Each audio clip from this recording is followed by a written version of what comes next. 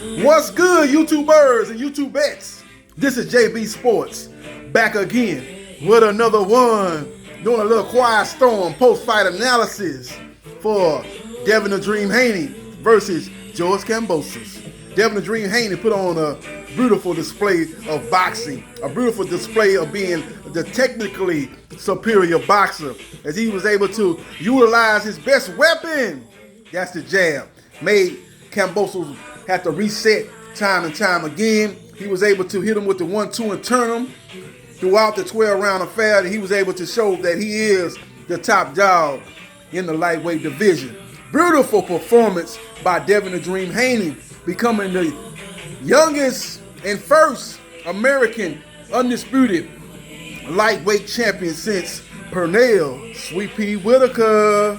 Did a good job. Only thing that was lacking from his repertoire was the power, and that could cause problems when he gets in there with the creme de la creme of the lightweight division, that being Vasily Lomachenko and Gervonta St. Davis. We will see what happens, and we will see what transpires, but the jab was what paid dividends for Devin the Dream Haney. Oh yeah, once again, it's a quiet storm post-fight analysis for Devin the Dream Haney, bringing them titles back home to the Bay Area, residing in Las Vegas, Nevada, a.k.a. Sin City. Haney-Kambosos, a shout out to him because he didn't have to take this fight. He could have took an easy fight and took a victory lap in his home country of Australia and took a lesser fighter and defended his belt, and nobody would have said nothing. Nobody would have looked at him sideways or anything, but give him credit for finally clearing up undisputed. Now we have one top dog in 135 pounds, that being Devin the Dream Haney. Now the question of this night is, will Haney-Kambosos exercise immediate rematch for the fight to take place back in Australia? We will see what happens, and we will see what transpires. I really don't want to see this fight again.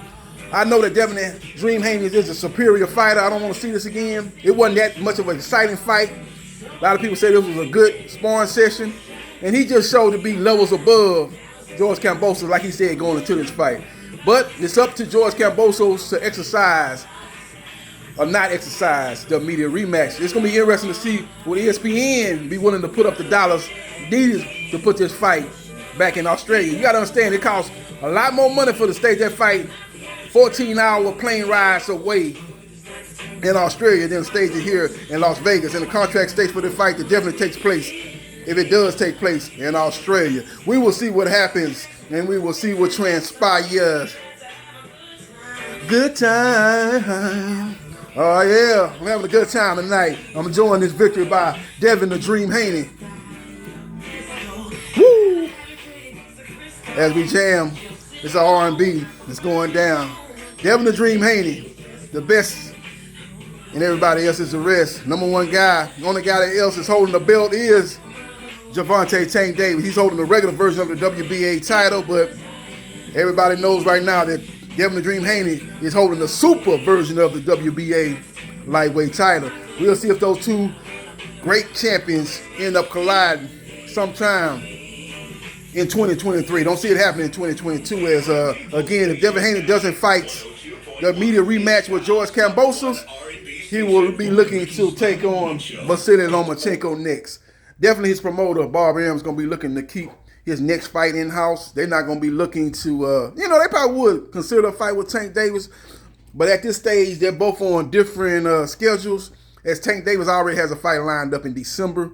It's going to be on Showtime pay-per-view, and I think it's going to probably be Isaac Cruz, the rematch. If it's not Isaac Cruz, they're going to try to make the Ryan Garcia fight. I don't think Oscar De La Hoya is going to be keen on making that fight. So I think in all probability, Isaac Cruz got a fight coming up in August. If he wins that fight, that's probably going to be a showcase fight. If he wins that fight, they'll be looking to do Gervonta Tank Davis versus Isaac Cruz, the rematch in December of 2022. We will see what happens. We will see what transpires. But Devin Dream Haney put on a beautiful, beautiful performance, a beautiful display of changing speeds. He had Kambosos bewildered. He had Kambosos confused. He had Kambosos with no questions, with no answers to the questions that Devin Haney brought to the ring and brought round after round in that fight. He just had no answers. And he just showed that he was a good fighter going against a great fighter and a guy that had a skill set that he could not match. So we will see what happens and we will see what transpires. Like I said, the only thing that was lacking was the punching power. But again, he had enough sharpness on his punches to that Kambosos was not running in there. A lot of people say, well, the only reason why he wasn't running in there was because of the jab. You know, when you're hitting a guy that's with a jab, he's not able to get off no shots. You know, you constantly hit him with that shot. He's got to reset and he's got to try again and try to get inside, close this, and you hit him with another jab. He's got to go right back to square A. You got to go back to the square one. And he was constantly had to do that throughout the 12-round fight. But again, when you get in there with a guy like Gervonta Tank Davis who can box also and can match you, as far as from a technical standpoint, you got to hit him with some shots to get his respect. Even if you get in there with like a Rolly Romero, if you're not hitting him with nothing that's going to get his respect or it's going to be able to hurt him, he's going to walk right through you, and he's going to make it a rough and tough and a gritty and a physical type of fight. So that'd be an interesting fight, actually. Haney's skill set, which is far superior than Rolly, but he don't have the punching power to keep Rolly up off of him. That would be a very, very interesting matchup, kind of like Ali Frazier. Not to say those guys are on that level, but Ali did not have the power to keep Joe Frazier up off him consistently. He had sharpness, and he was able to, with the jab and the sharpness of it, he was able to kind of keep him at bay at time, but he wasn't able to stifle Joe Frazier's offense. But George Foreman was able to do that with the power punches he hit Joe Frazier with. He was able to knock Joe Frazier out.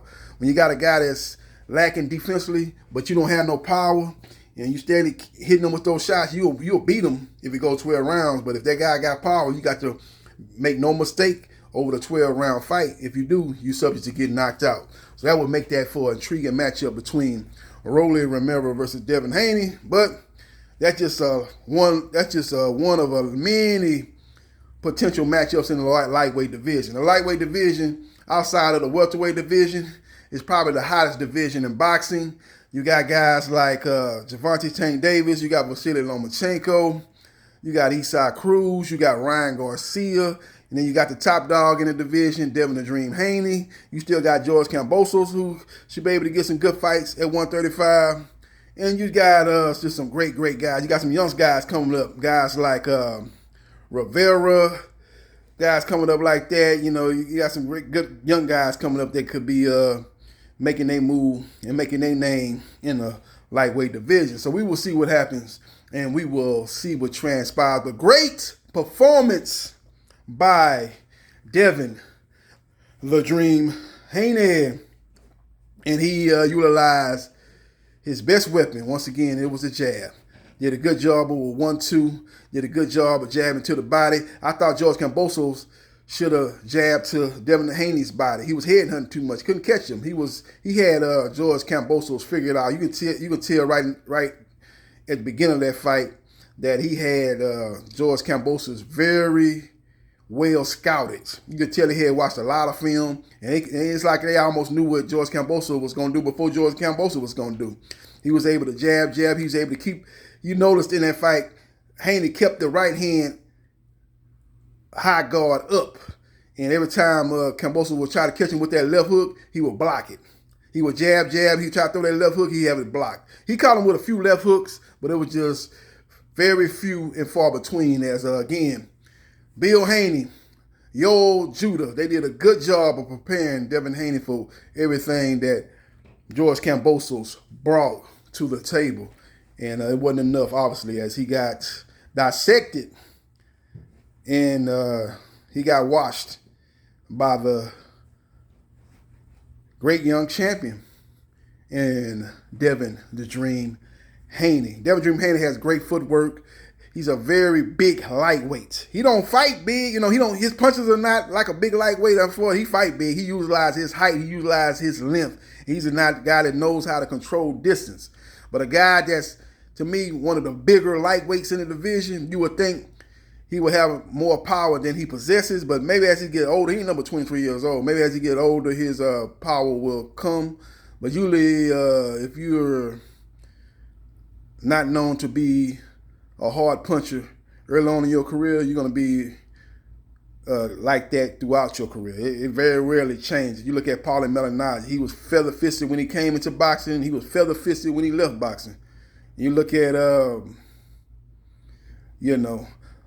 Andre Ward was one of the few guys. That's who we probably need to look at as a guy that, he came into boxing. He was not a guy that thought to be a power puncher, but then later on, he was able to stop guys like Sergey Kovalev. He stopped Chad Dawson. So he showed to be a guy that power did improve, later on in his career. So hopefully that could be the blueprint. Another guy from the Bay Area, Andre Ward, hopefully that could be the blueprint for Devin the Dream Haney. We will see what happens, and we will see what transpires. As far as what next, I think they're either going to be the rematch with George Kambosos, or it's going to be the fight versus Vasily Lomachenko. Either way, you're looking at another big fight for Devin the Dream Haney. We will see what happens, and we will see what transpires. Again, George Kambosos fought a very courageous fight, but just was out-talented by a superior boxer.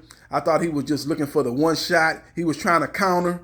You can see every time Devin would throw the jab, he would try to counter, come over the top with the right hand. He was trying to disguise those looping shots. I said in the prediction video that he's one of the guys that does the best in boxing as far as disguising looping shots. Because looping shots are hard to land. When you're throwing looping shots, against a guy that's a boxer, it's hard to land those shots. But he does a good job of, he'll feint like he going to the body, and then he'll come over the top with those looping shots. That's how he dropped Teofimo Lopez. And he tried to catch Devin Haney like that. But Devin Haney, who was a defensively responsible fighter, very technically sound on the defensive front, was able to negate those looping shots. So shout out to him and his team for preparing this fighter, for scouting George Kambosos very well, and for stifling everything that George Kambosos brought to the table. He said that going into the fight, he said, everything he does, I will have an answer for.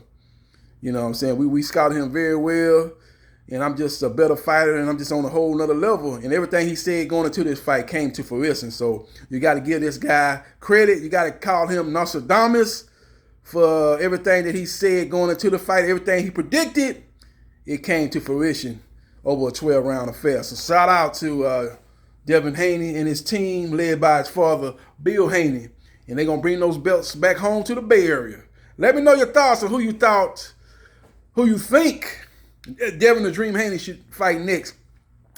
Let me know your thoughts about George Kambosos. Where does he go from here? Should he take the immediate rematch with Devin Haney, or should he just bow out and look to take on another opponent, a more winnable fight? Because I don't see anything going different in the rematch than we just seen here tonight. I actually see Devin Haney probably coming in the fight with more confidence. Like I said, it was his first time fighting on this stage, fighting in another country, a foreign country, even though he ain't fought in Mexico early on in his career. This was just a different level. He's going to be more comfortable. A lot of those, I think he probably inherited a lot of fans down there in Australia, so he'll be able to go down there again, get more comfortable, and I think he'll probably be a more devastating performance, or be the same performance at the very least. So I think if I'm George Kambosos and his team, I would think long and hard about taking an immediate rematch. But as it goes in boxing, if it ain't making dollars, it ain't making sense. So if he say, well, look, I'm gonna make this money fighting Haney, but I can go fight this other guy, which is a lesser guy, but I'm gonna be making lesser money. So you got to pay, you got to take all that into account when you're looking to make that decision on if you should or should not take the immediate rematch. Let me know your thoughts. Follow me on Facebook, Gerard.Briscoe.3551. Follow me on Twitter, JBsports3303. Like, share, and subscribe to JB Sports, the man, the myth, the legend. And I holla